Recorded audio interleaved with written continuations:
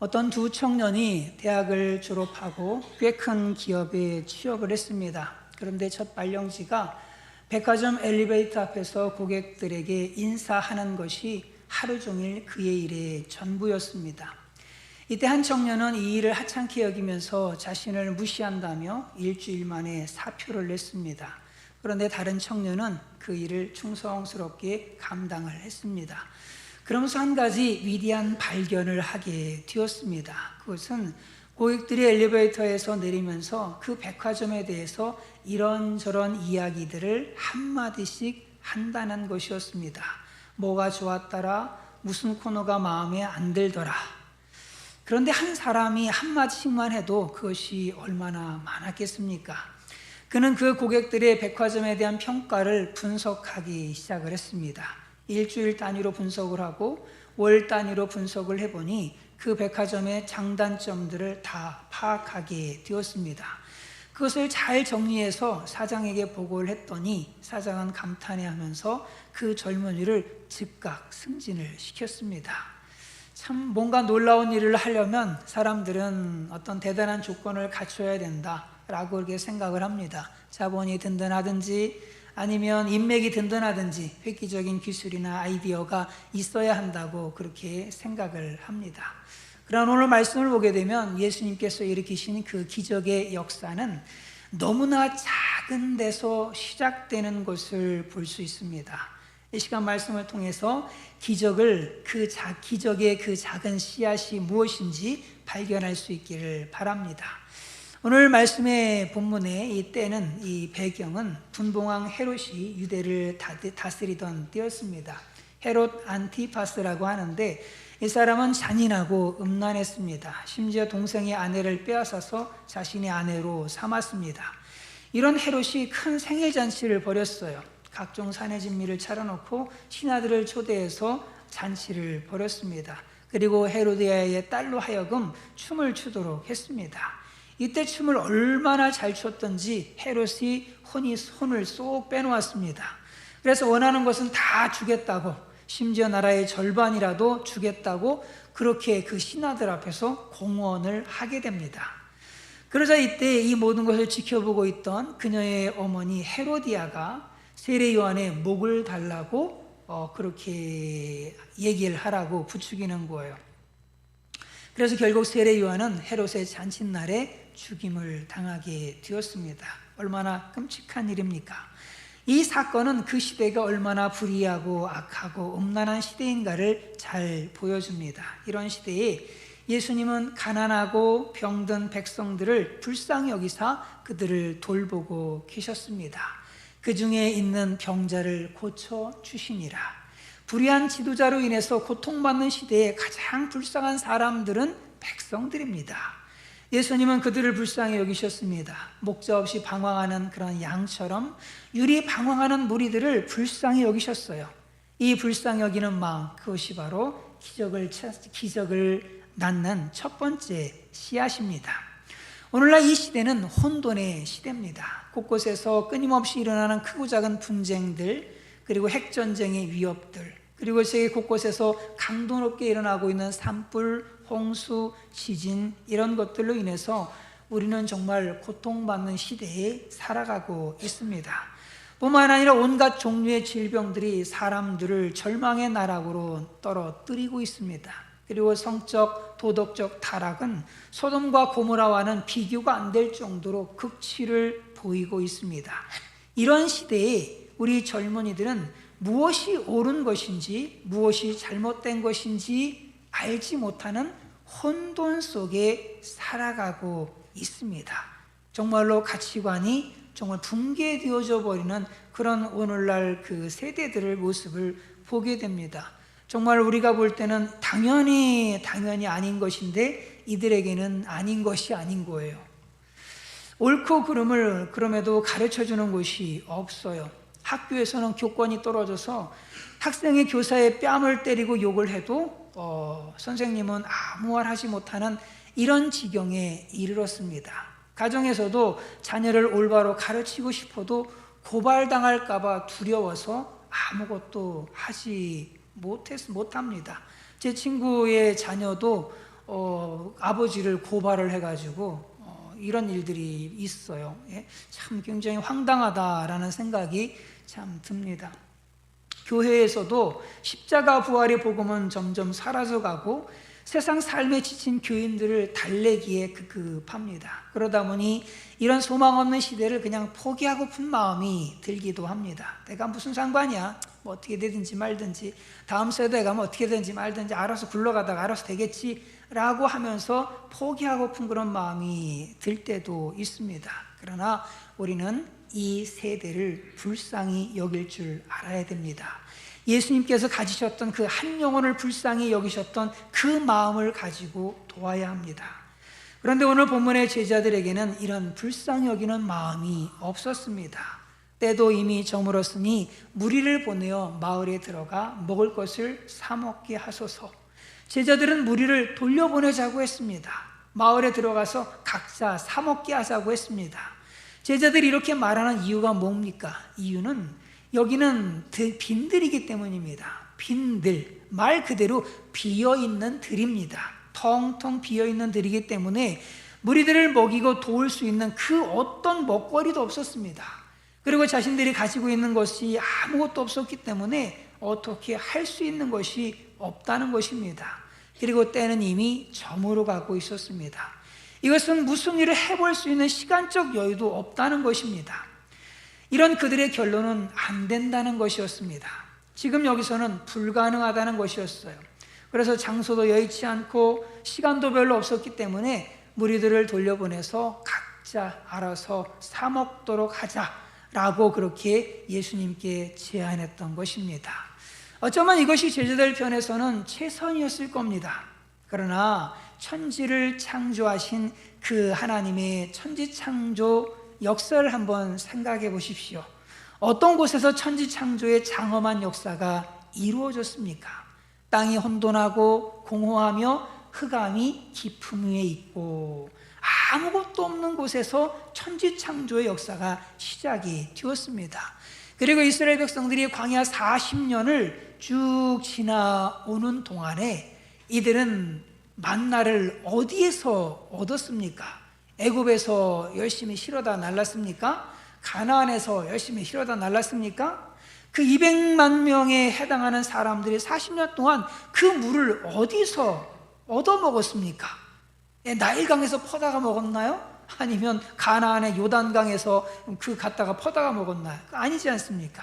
허허벌판 아무것도 없는 광야에서 그 모든 것을 얻지 않았습니까? 그러므로 주변이 빈들이고 이미 날이 저물었다는 것은 하나님께 전혀 중요하지 않습니다. 오히려 그런 상황은 하나님의 역사 창조 만나의 기적을 경험할 수 있는 좋은 기회입니다. 그래서 예수님은 이렇게 말씀하십니다. 갈 것 없다.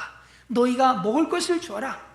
그래서 제자들이 이제 뭔가를 찾기 시작을 해요.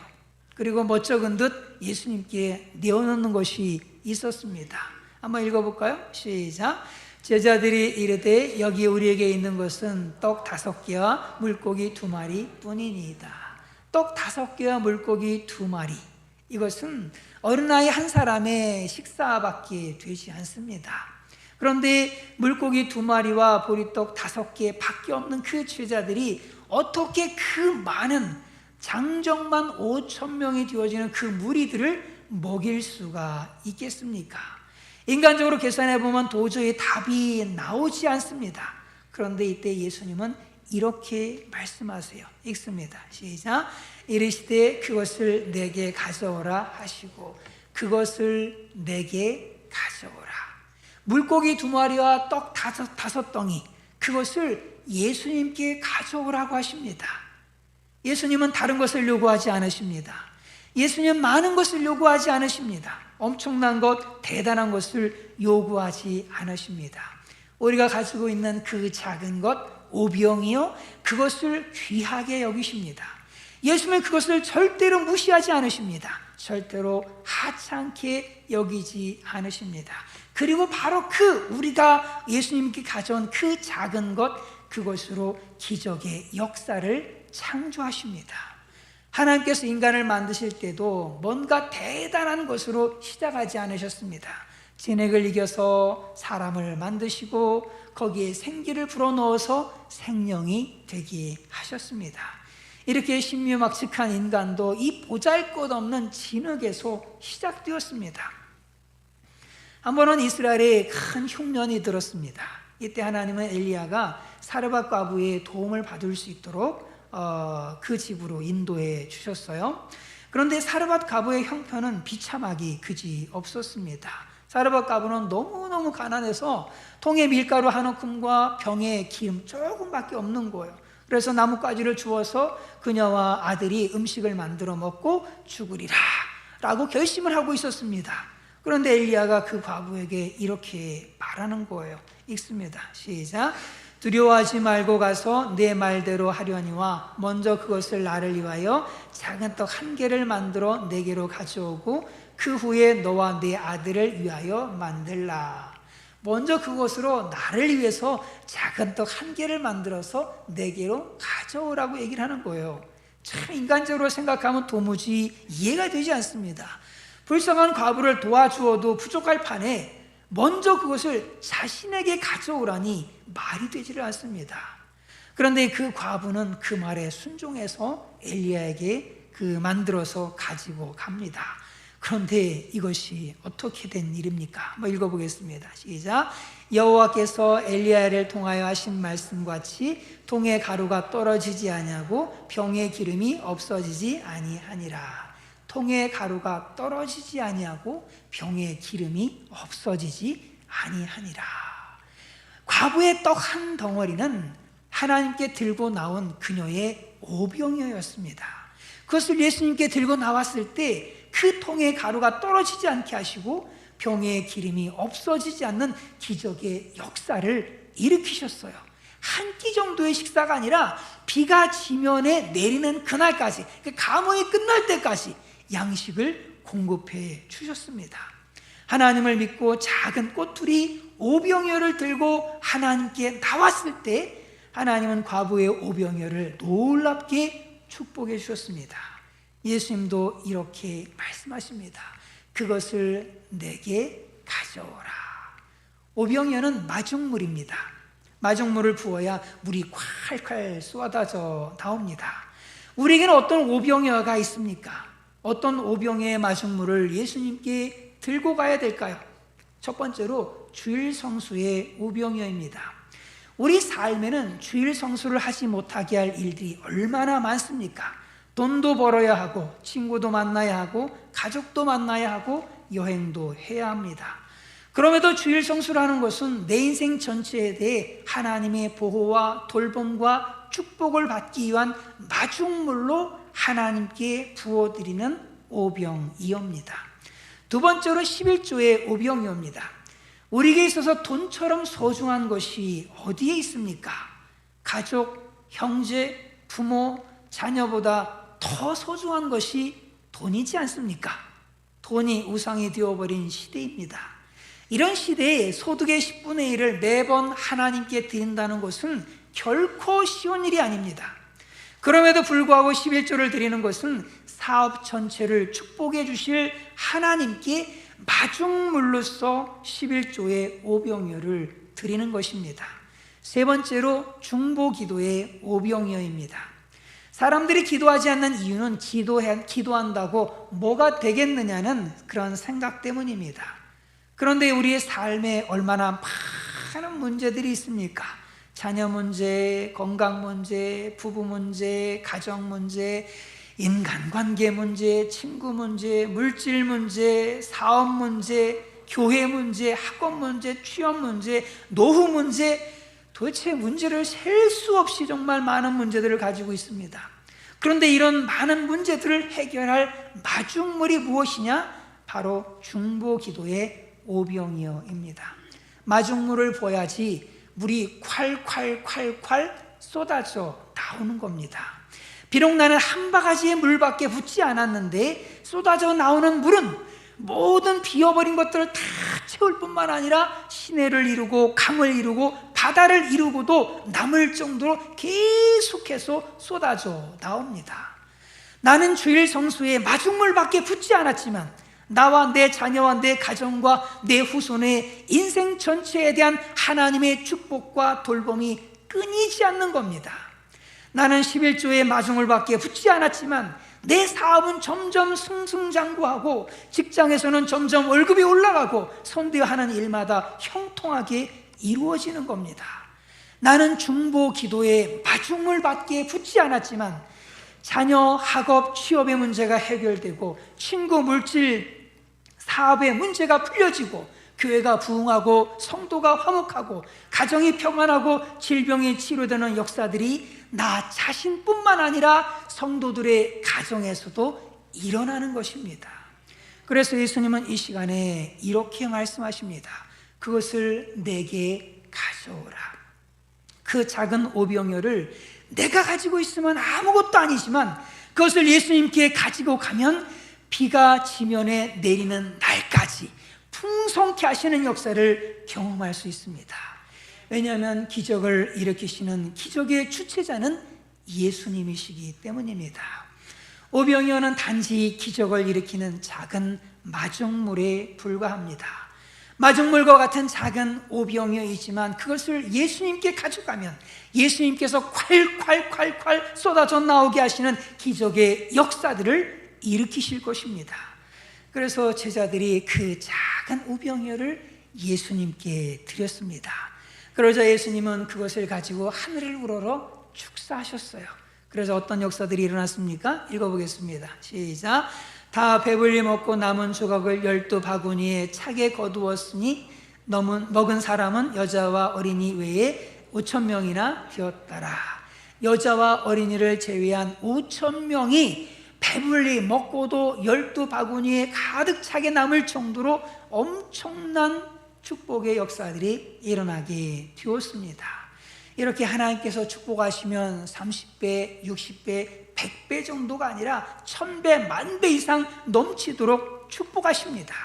그러므로 오병이어를 들고 예수님께 나아가십시오. 기적은 내가 행하는 것이 아니라 하나님이 하십니다. 스스로 하나님이 되려고 하지 마십시오. 우리는 단지 기적의 씨앗, 오병이어의 마중물을 예수님께 내어 놓으면 됩니다. 그러면 예수님께서 기뻐 받으시고 넘치도록 축사해 주십니다. 주일 성수의 마중물을 부으시기를 바랍니다. 11주의 마중물을 부으시기를 바랍니다.